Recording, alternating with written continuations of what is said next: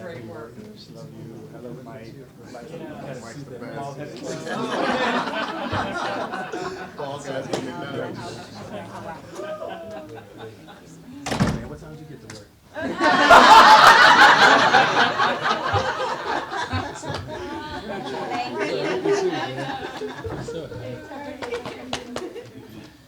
Yeah, the only administration that allows for beards to grow out, so well done. Good evening, everyone, and thank you all for being here. I am so proud to announce that in today's City Council meeting, we passed the Chicago Paid Leave and Paid Sick Safe Leave Ordinance. So congratulations to all of you.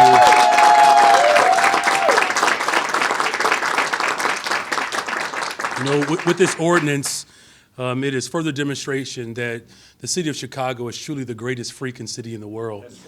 And it's a better place for everyone to work, and in turn, it's going to help us grow into a more prosperous and thriving city. This new policy is a milestone in our commitment to the well-being and empowerment of Chicago's workforce.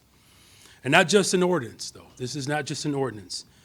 This is really a value statement. That's right. A value statement that says that here in Chicago, we believe that everyone deserves the opportunity to take care of themselves, their loved ones, and to do it without the burden of financial instability. You know, the positive impact of this ordinance will be felt particularly by Chicago's Black and brown workers, because this begins to rectify the historical lack of worker protections amongst disinvested communities. This policy is a step towards equity in the workplace, but it's also a step towards economic stability in all of our communities. As we continue to build a healthier and happier workforce, we are enacting progressive policies that will ultimately attract the best talent. That's right. Because we are unlocking Chicago's greatest potential. And our greatest potential is the people. And so I'm grateful that we are in this moment and that we were able to pass this ordinance today. I'm especially grateful to the business groups, community advocates, and my staff in the mayor's office who have worked together to make this a reality. But I'm also grateful for an individual who has been a true champion for working people. He's not just a colleague, but it's my friend. So help me welcome the Workforce Development Chairperson, Mike Rodriguez.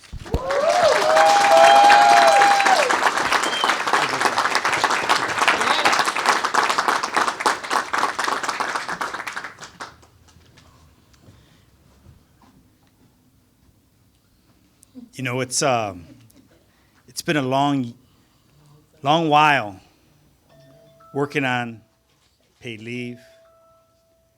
Early this year, one fair wage.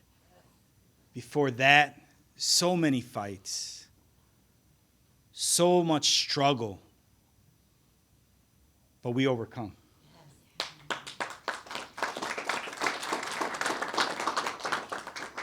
You know, we do that by bringing everyone in and coming together.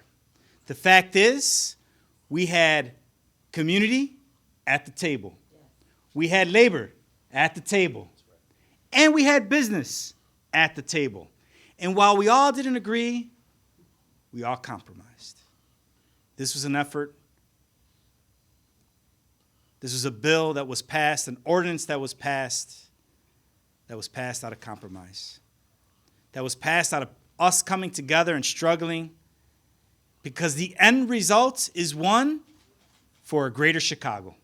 The end result means that a loved one who may have a sick child at home, might have an elderly parent in need, an individual who may need a day for themselves, an individual who may be choosing between life and death issues like COVID-19, now has the opportunity, the guaranteed opportunity, the guaranteed ability to take a couple days off.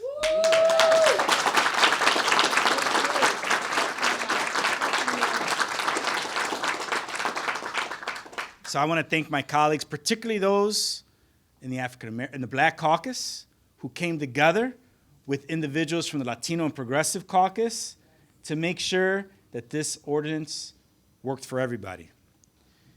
I'm very proud to stand here with labor and with community, with my brothers and sisters This was a long fight, wasn't it? Yes, yes. But it was a fight very well worth it. Brevemente en español, para las comunicaciones en español, soy su concejal del Distrito 22, que cubre la Villita, el suroeste de Chicago. Y estoy bien orgulloso hoy día de que pasamos 36-12 la ley de tiempo pagado libre de la ciudad de Chicago. De que nuestra gente, que todos los trabajadores de la ciudad de Chicago van a tener al menos 5 días de tomar por enfermedades y 5 días por tomar de tiempo libre. Estoy bien orgulloso de estar con la comunidad, con organizaciones laborales y también con mis colegas y nuestro gran alcaldesa Brandon Johnson, que apoyó este esfuerzo y está al lado de la gente trabajadora. Un gran aplauso a nuestro alcalde también.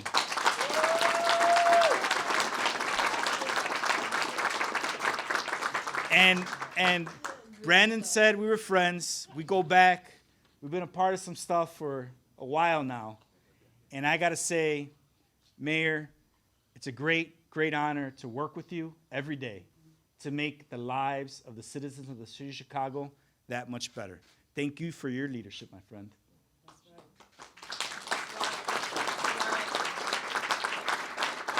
Now, I'm going to stop because I might get emotional on this one. I just want to say that it is absolutely a great pleasure to be the chair of the Workforce Development Committee. We got a lot more work to do, right? Yes. It's just a start. Yes. But helping us lead that effort is my sister, my friend, my neighbor. I am so proud to serve with the vice chair of the Workforce Development Committee, 14th Ward Alderwoman Halu Gutierrez.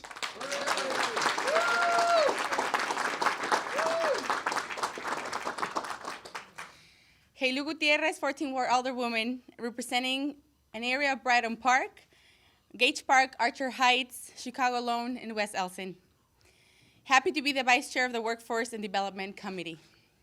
I was honored to be part of the introduction of these paid leave and paid sick leave ordinance. Before, I had the formal responsibilities of a public servant.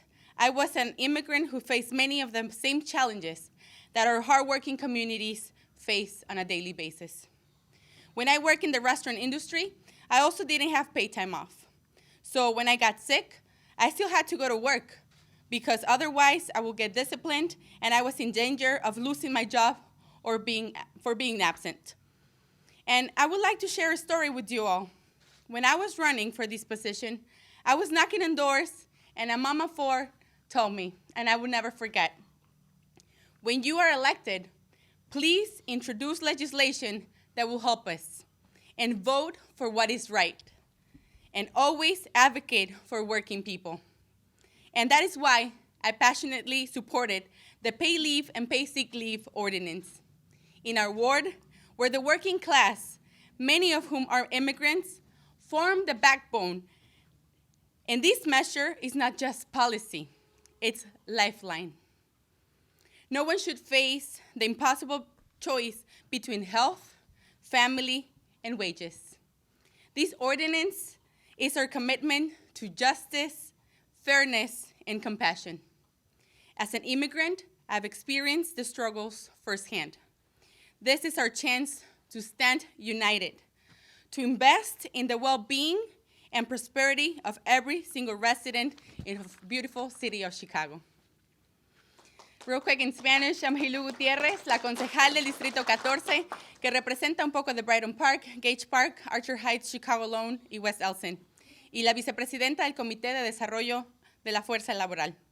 Fue para mí un honor formar parte en la introducción de esta ordenanza sobre la licencia remunerada y licencia por enfermedad. Antes de tener las responsabilidades formales de un servidor público, fui una inmigrante que enfrentó muchos de los mismos desafíos que enfrentan nuestras comunidades trabajadoras. Cuando trabajaba en la industria restaurantera, tampoco tenía tiempo libre pagado. Entonces, cuando me enfermaba, tenía que ir a trabajar, porque de lo contrario, me sancionarían y estaba en peligro de perder mi trabajo por ausentarme. Me gustaría compartir una historia con todos ustedes, que siempre llevaré en el corazón. Cuando me estaba postulando para esta posición, estaba tocando puertas en el Distrito 14. Una madre de 4 hijos me pidió que cuando fuera elegida presentara legislación y que ayudara y votara por lo que es correcto y que por favor siempre defendiera a los trabajadores. Y es por eso que apoyé apasionadamente esta ordenanza sobre la licencia remunerada y licencia por enfermedad. En nuestras comunidades donde la clase trabajadora, y muchos de los cuales son inmigrantes, constituye la columna vertebral. Y esta medida no solo es una póliza, sino que es algo sumamente necesario. Nadie debería enfrentarse a la elección imposible entre salud, tiempo familiar o salarios. Esta ordenanza es nuestro compromiso con la justicia, la equidad y la compasión. Como inmigrante, he experimentado las luchas de primera mano. Esta es nuestra oportunidad de permanecer unidos e invertir en el bienestar y prosperidad de cada uno de nuestros residentes de esta bella ciudad de Chicago. Muchas gracias. And for me, it's a pleasure to have now Alderman Yansy, which also was a great leader in helping for this ordinance. Thank you.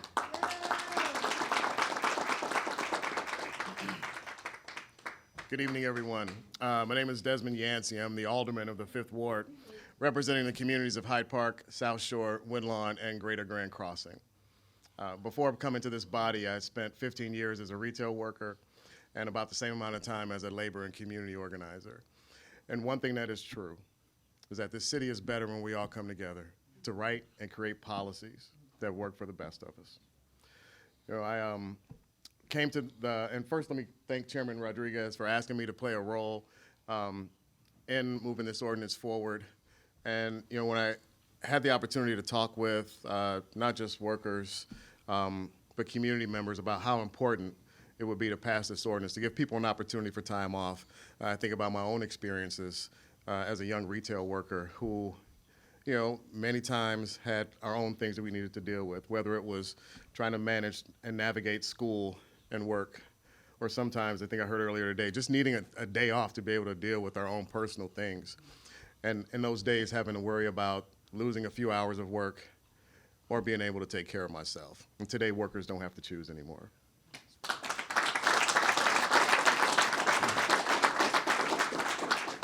You know, when I got involved in this ordinance, we were a little bit further away than we are today. From what I heard from people speaking today, it was clear that the ordinance that we created today is better.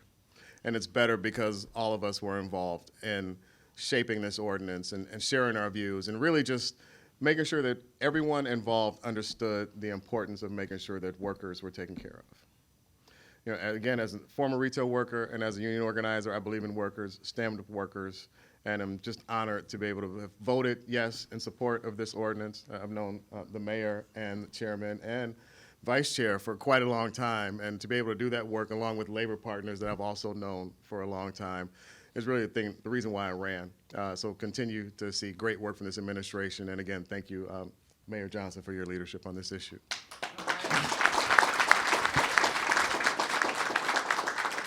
For the next speaker, I'd like to bring up Isabel Santos. Thank you.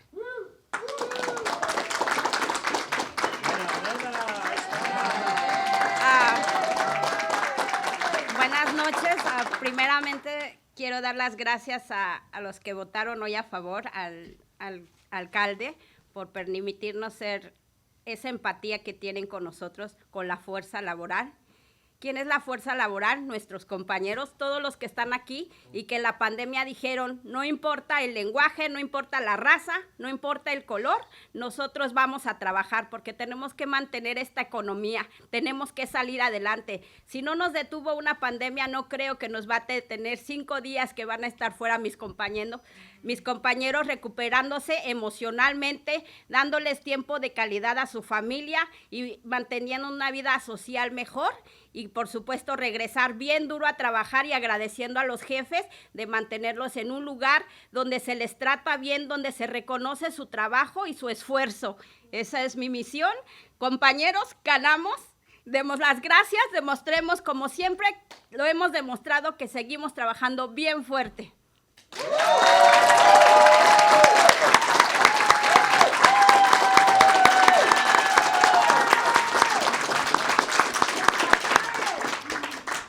Jose Uribe, Arise Chicago, interpreting for Isabel Santos. Hello, everyone. My name is Isabel Santos. I'm a member of Arise Chicago, and I'm proud to be here today, and I want to acknowledge and thank everyone who made this possible. It was with your support that we got this done.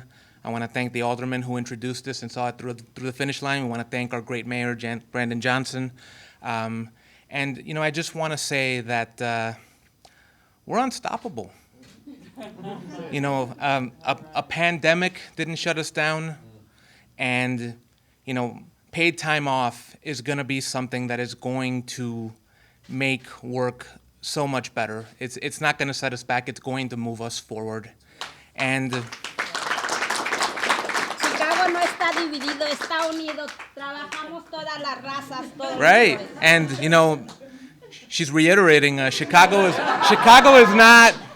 is not divided. Independent of the color of your skin, your race, your faith, we all work for a living. We all make this city run, and we did something amazing here today. And I'm just thrilled to be here for it. Thank you very much.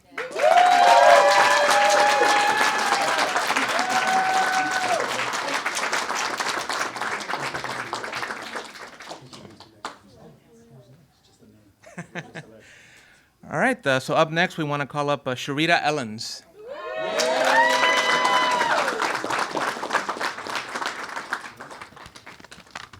Hello, everyone.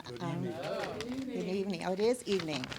It's dinner time. Let's do this. I am Sharita Ellen, President and CEO of Women Employed. I can't imagine what my life would have been without the privilege of paid time off as a single mother raising my daughter, or currently as a caregiver taking care of my mom. I am proud of our city for recognizing that all of us, no matter our title or size of our paycheck, whether we work downtown or in one of our amazing 77 neighborhoods, no matter our gender or our race, deserves paid time off to rest, recover, heal, and recharge, to take care of our families and ourselves, and to be able to bring our best selves to work and to home, and keep this great city of ours, including our vital business community, moving forward. This ordinance provides the flexibility of paid time off paired with the security of paid sick leave, which makes it one of the most forward-thinking and protective ordinances of its kind. As such, it will provide a more secure economic future for Chicago workers. Women, and particularly Black and Latinx women, are disproportionately represented in part-time work. Workers with the lowest average wages across professions have significantly less access to these kinds of paid leave benefits. As primary caretakers, women in particular must be able to take a day off to take care of themselves or their child or to address other family obligations without risking being able to put food on their table, without risking their ability to pay their bills, and without risking their job. With this ordinance, we are taking a stand for working families. I would like to thank Mayor Johnson and his team, Alderperson and Chair Rodriguez, Alderperson and Vice Chair Gutierrez, the workforce development staff, the City Council's Black Caucus, the businesses, particularly the small Black-owned businesses who came to the table, the many, many partners in this committed coalition, and perhaps most of all, the workers who stood up and spoke out for themselves and on behalf of all the workers in Chicago, who will be a little more secure as a result of the work done here today. Today is a good day, and if I can borrow the words from Mayor Johnson, for the best city, I won't say that words, but the best city in the world, Chicago. Yes. So thank you.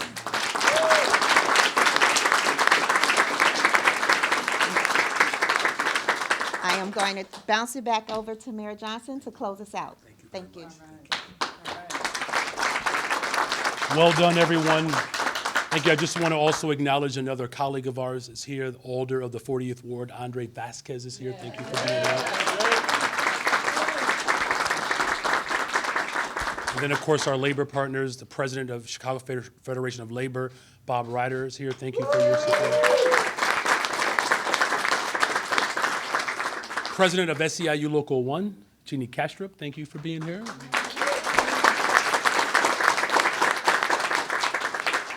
You know, C.J. Hawking has been on the 5th floor. I think I'm the only one who has not been on the 5th floor.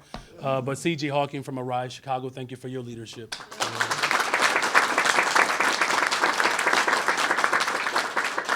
Of course, Andrea from CFL, and we just call her Dree.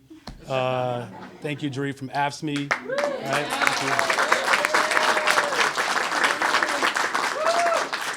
So with that, we'll take questions. Let's start in the back row, Tessa. Hi, Mayor. We saw Alderman Brendan Riley attempt to add a provision that would give businesses 30 days to be able to correct any alleged violations before a lawsuit could commence.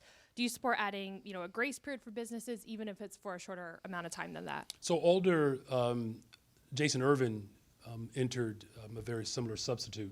And so I'm looking forward to this going through the committee process, and, again, it's just further demonstrates our commitment to collaboration. Aaron. Hello. I found my window.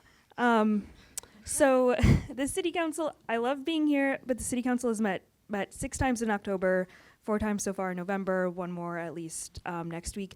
Do you think this is the pace that we should expect to continue on through the end of the year, through next year? And I guess what's the benefits and drawbacks that you see of meeting so often? Look, it's been a long time coming for the city of Chicago to actually have an administration that's committed to working people, and particularly black and brown people. And for some would argue that it's taken us too long. I mean, especially if you are living in communities where schools have been closed, mental health clinics have been shut down, where there's been just this sort of repeated behavior of failed policy, quite frankly.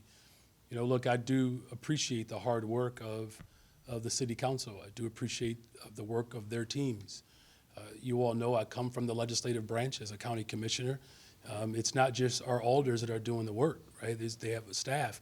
All of our advocates are pushing for a better, stronger, safer Chicago. And my administration is committed to moving with some level of expediency. I mean, quite frankly, some individuals have been in city council for some time, and it might take them some adjusting to the type of bold, progressive agenda that we have put forth. But it's why we're the greatest city in the world. That's right. So, yes, we have to be in better shape. The people of Chicago are counting on us. And so I'm grateful that I'm bringing a hurry-up offense to the city of Chicago. AD. Good evening, Mayor. I've got a question from Becky Vivi at Chalkbeat. She asks, do you support having a fully elected school board starting in 2024? Well, as you know, that there have been a number of us who are part of this coalition that have been pushing for democracy for a very long time. And I was a part of the effort that worked to organize people all over the city of Chicago to finally bring democracy to the city. What I am very much committed to is a fully elected school board that places us in a position to be effective. Now, there's already been an agreement that has passed, I believe over a year ago, to have an approach that is palatable for the people of Chicago. So I'm very much committed that we can continue to build towards full democracy and representation that the people of Chicago deserve. And the bill that passed before I became the mayor of the city of Chicago, I'm still very much committed to that. And just a general follow-up from me, what is the message that you've given generally to leaders in Springfield about how they should come to a resolution here and how quickly? I mean, do what the city of Chicago does. We work together. That's all. Just keep working together. Hi, Eric. Mayor. Some in the business community have suggested that between this ordinance and one fair wage, that costs are just going to be passed on to customers. To consumers, you say what? About their assertion? Well, what is the cost of workers not being able to show up every single day and not have the protection of not just time off, but wages, benefits. You know, look, I think I employ the most people in the city of Chicago right now. I do. And the last I checked, we have contracts where people get time off. Government still works. They take sick days. Government still works. Now, it'd be nice if I can get a day off one of these days, but I'm gonna file a grievance with somebody at some point. You know, but, you know, look, this is going to take some adjustment. And that's why we put forth this substitute, or that's why two alders have put forth a substitute amendment to continue to work, you know, through this dynamic. Look, no one on this stage right now, with all due respect, has more of an incentive for the city of Chicago's business and community to thrive than the mayor of Chicago. That's why we have the fastest growing downtown anywhere in the country. We have, on Mondays and Fridays, more people using the metro coming into Chicago. You know, I mean, you know, you have, you know, businesses like Google and the Campari Group, investors all over the country and all over the world are looking to invest in this city. You know why? We have the best universities and we have the best workforce. And you know what else is so important about the city of Chicago? Do you know why people want to invest in the city of Chicago? Is because when you have a solid workforce that is valued and protected, productivity actually goes up. Yes, that's right. So we're going to continue to work to keep bringing people together. We're not done. You know, I mean, I still have at least 3 more years and 6 months. Well, no, scratch that. 23 more years and 6 months. That's right. That's Heather. Hi, Mayor. Today, one of the last bills cleared by the General Assembly was a bill that would adjust Chicago's police pensions to ensure that all police officers who retire, regardless of when they were born, will get a 3% cost of living increase.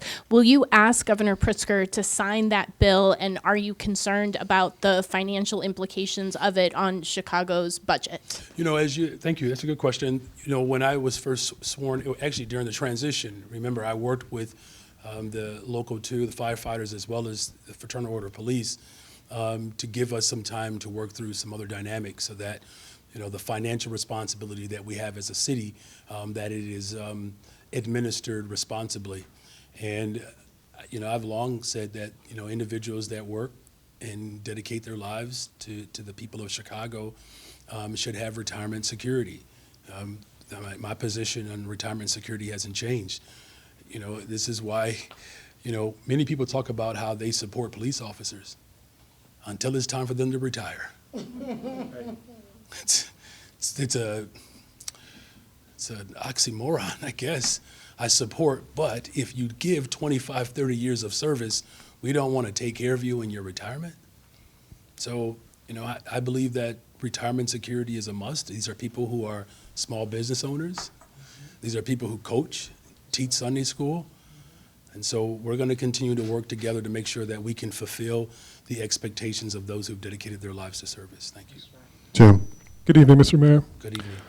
On Tuesday, the CEO of Sound Thinking, formerly ShotSpotter, said there's a specific line item in your 2024 budget for gunshot technology, and he added that he expects a pilot program between CPD and Sound Thinking for a crime tracer to be expanded into the high 6 figures.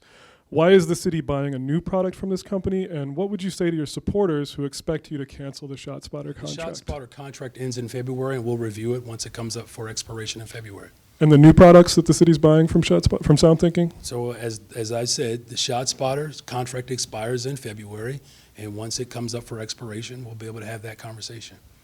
Alice. Good evening, Mayor.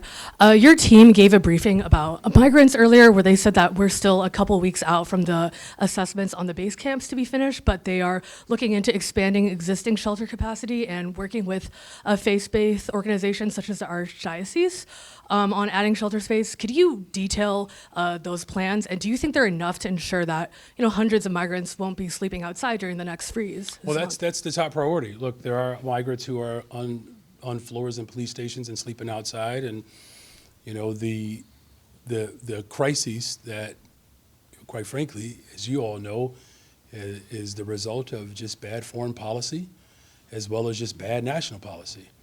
And as I said repeatedly, I'll say it again, that, we called for the federal government to ease the sanctions on Venezuela. They did it. There's a supplemental bill that's being discussed right now in Congress. I went to D.C. to request more dollars for the entire country, and not just for the migrant crisis, but for every crisis that we've experienced over the course of a generation now, especially if we're going to combat the trauma that is manifesting in the most violent of ways. As far as just the details around these assessments, the preliminary results have yielded positivity. The collaboration that my administration worked with the alder of the 21st Ward.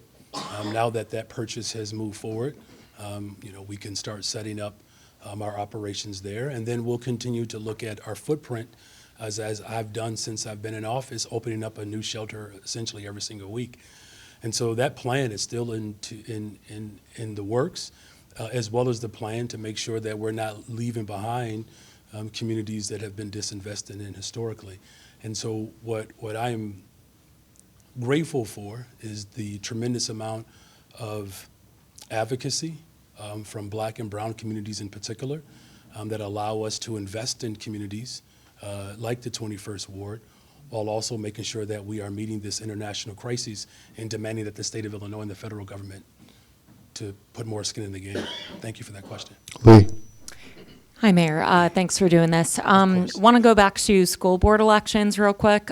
So the Senate bill would go to a fully elected board in 2024. The House bill would basically split it between 10 appointed and 10 elected in that first year. The CTU is actually supporting the House version. So I'm wondering, as a former CTU organizer, can you just explain what would the advantage of that hybrid system be, especially since, the CTU has been fighting for fully elected for so long? So you want me to answer the question pertaining to how the CTU feels about something? Well, given you were a CTU organizer at one time, you pushed for this. I'm a little curious if you can shed some light on that. I also played shortstop when I was 10. Should I give advice to the Chicago Cubs on who they should draft? I mean, they might need it. Well, yeah, but the question is, do they want that from me though? Are you talking about school boards or the Cubs now? I'm confused. Are you talking about what my opinion is or the CTU's opinion? I'm asking if, as a former CTU organizer, if you can shed light on what the advantage. Position. Maybe I'll just ask you them. What's the advantage of a hybrid system? There you go. Yeah. Okay. We got to it. Sorry. We got to it. It's okay. Try it again.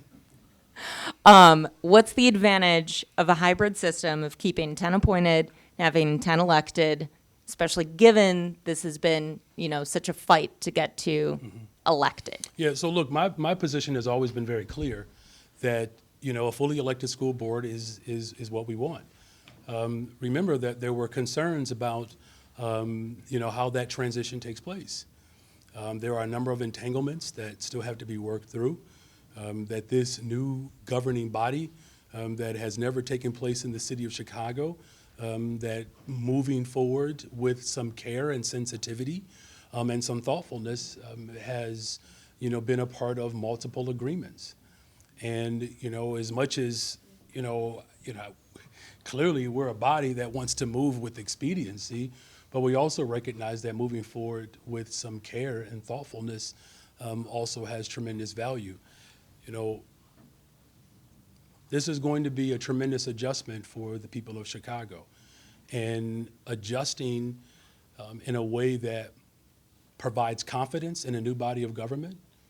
That is something that we have to take into real serious consideration. So again, the ultimate goal and the desire is to have a fully elected school board.